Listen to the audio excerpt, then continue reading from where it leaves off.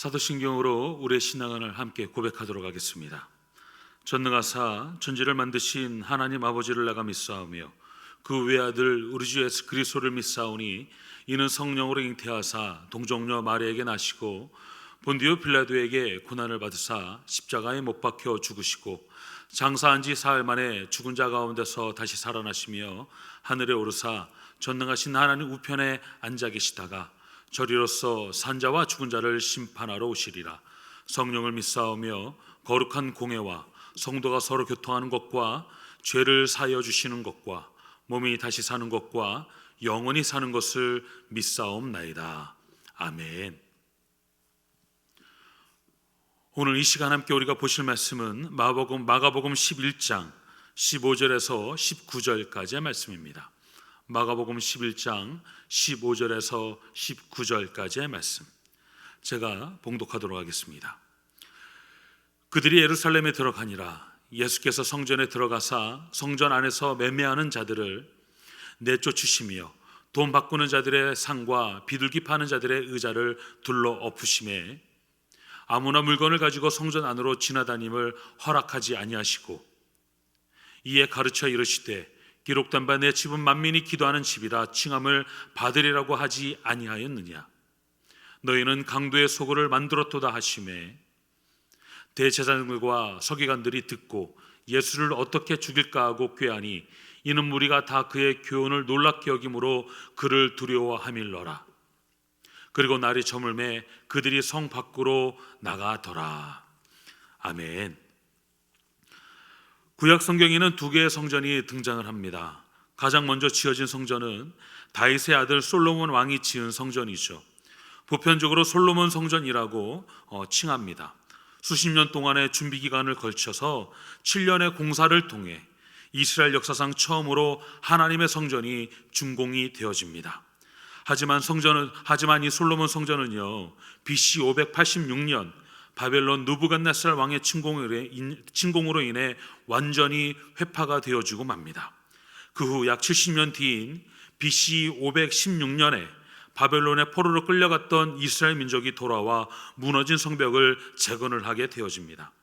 이 성전의 명칭을 유대인들의 총독 이름을 따서 수룹바벨 성전이라고 부르게 되어졌죠.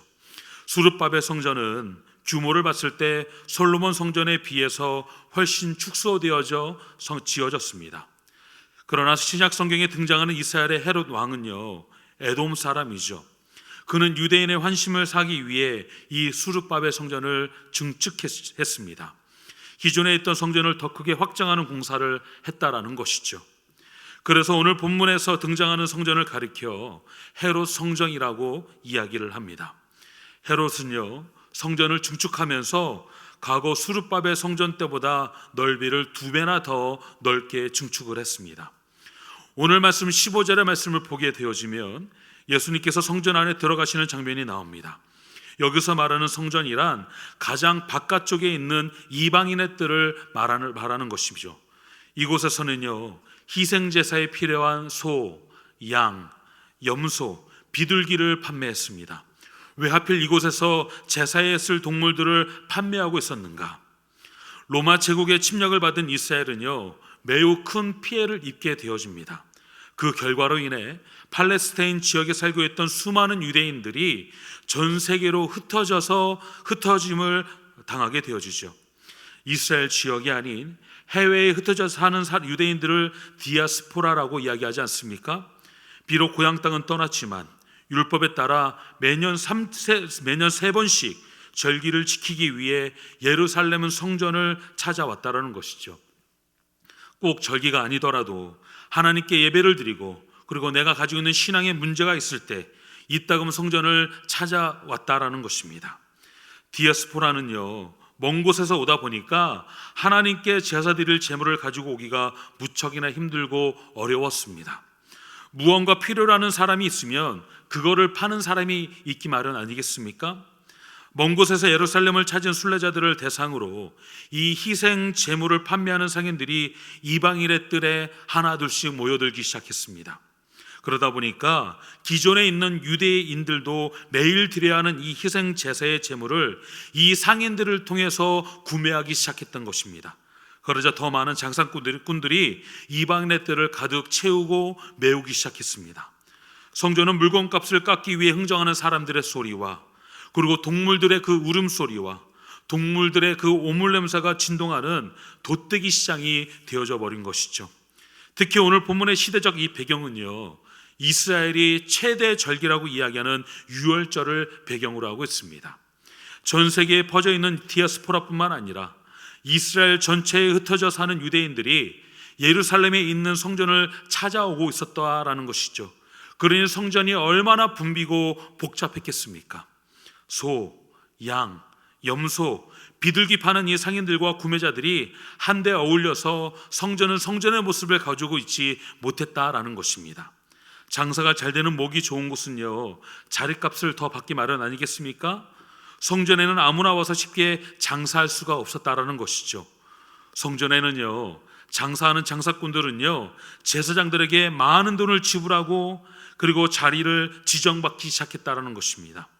성전 안에 이 장사꾼들과 제사장들이 이 사업에 함께 협력하여 동업자가 되기 시작했다라는 것이죠.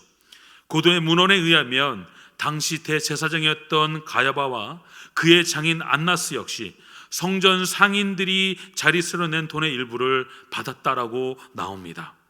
처음에는 소수의 여행객 혹은 디아스포라 이 유대인들을 위한 지극히 필요로 했던 특단의 조치로 시작되어졌던 일이었지만 본래의 의미는 싹 사라지고 돈에 눈이 먼 탐욕만이 남아있게 되어졌다라는 것입니다. 바로 이 혼잡한 성전 안으로 예수님께서 오늘 말씀을 보게 되어지면 성전 안으로 들어오시게 되어집니다. 예수님은 성전 안에서 매매하는 자들을 밖으로 내쫓으셨죠. 분노하시며 환전하는 자들의 테이블을 엎으시고 비둘기를 파는 자들의 의자를 엎어버리셨습니다. 그런데 왜 성전 안에 이 돈을 바꿔주는 환전업자들이 왜 있었을까요? 이 당시 성전에는요, 로마 화폐, 즉 황제의 얼굴이 새겨져 있는 일반 화폐를 성전 안에서는 받지 않았습니다. 대신 성전 안에서는요, 티리시라는 성전 화폐가 따로 있었습니다. 그래서 이 화폐를 환전해 주는 환전업자들이 성전 안에 있었다라는 것이죠. 성전에서 환전을 해주는 일은요, 큰 수익을 챙길 수 있는 독점 사업이었다라는 것입니다. 환전을 해주며 상당한 수수료를 챙기기 시작했습니다. 그런데 이들뿐만 있었던 것이 아니죠. 비둘기 파는 자들까지 제사장들에게 자릿세를 주며 부정부패에 연루되어져 있었다라는 것입니다. 예수님께서는 이 성전에 들어가셔서 이 장사꾼들과 한정사들을 다 내어쫓으셨습니다. 16절의 말씀을 보게 되면 이렇게 말합니다. 아무나 물건을 가지고 성전 안으로 지나다님을 허락하지 아니하시고 라고 말씀하죠.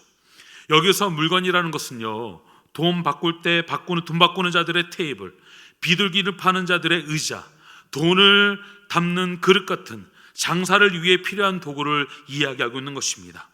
예수님은요, 이러한 도구들이 성전 안에 있는 것을 금하기 시작하셨다라는 것이죠.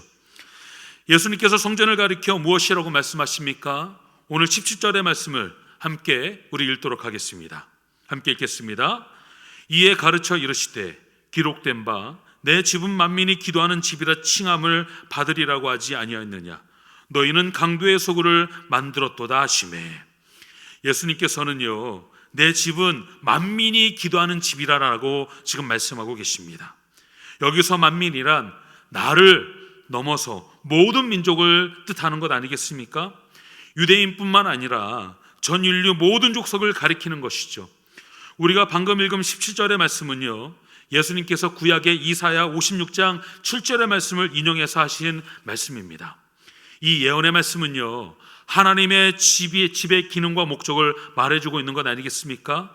성전은요, 하나님과 하나님의 백성이 만나는 곳입니다. 더 나아가 성전은요, 하나님과 밀접하게 교제하는, 기도하는 곳이라는 것이죠. 그러나 오늘 본문 속에서 등장하는 이 성전은 더 이상 성전 본래의 기능을 상실했다는 것입니다. 하나님을 만나는 그 만민이 기도하는 집이 아닌 부당한 폭리가 난무하는 강도의 소굴, 구약의 이전에는 개역 개정의 성경을 보게 되어지면 강도의 구렬로 전락하게 되어졌다는 것이죠. 여기에 중요한 물음이 있습니다. 오늘날 이 하나님 앞에 예배했던 이 헤롯 성전이 남아있느냐라는 것이죠. 아니요, 남아있지 않습니다. 그렇다면 우리는 어디서 하나님을 만날 수 있을까요? 어디서 우리는 기도할 수 있을까요? 예수님이 말씀하셨던 이 참된 교회가 외형적인 건물로 세워진 교회일까요? 아니면 아닐까요? 고린도전서 3장 16절에서 17절 말씀에서 우리 이렇게 말씀해 주고 있습니다.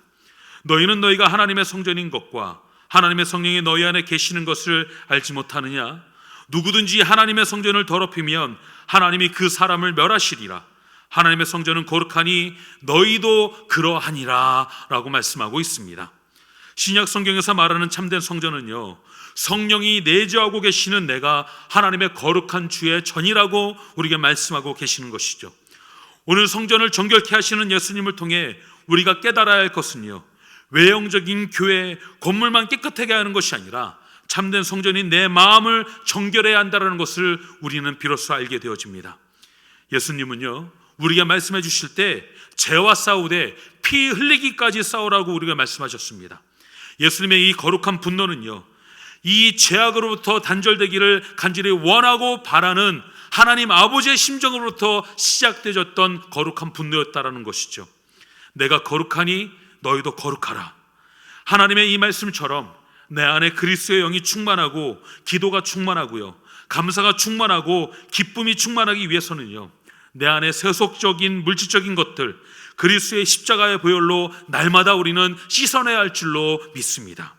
사랑하는 여러분, 예수님을 믿는 자로서, 성령이 내주하시는 성전으로서 우리가 세상에 물들어 회복해야 할 모습은 어떤 모습일까요? 우리가 속한 가정, 직장, 교회 공동체가 정결해지고 거룩해지려면 각각 우리는 무엇을 결단을 해야 할까요? 하나님 중심의 삶이 아닌 내가 중심의 삶을 살고 있지는 않습니까? 하나님을 믿는다고 말하면서 여전히 우리는 세속과 돈의 노예로 우리는 살고 있지는 않은지요. 그래서 코로나19라는 이 세계적인 전염병을 통해서 하나님께서 크리스찬인 우리에게 교회는 건물이 아니라 믿는 너희가 바로 참된 참 교회라는 사실을 알게 해주시고 깨닫게 해주시려고 우리에게 정화되고 거룩해질 수 있는 그런 기회의 시간을 우리에게 주신 것은 아닌지요.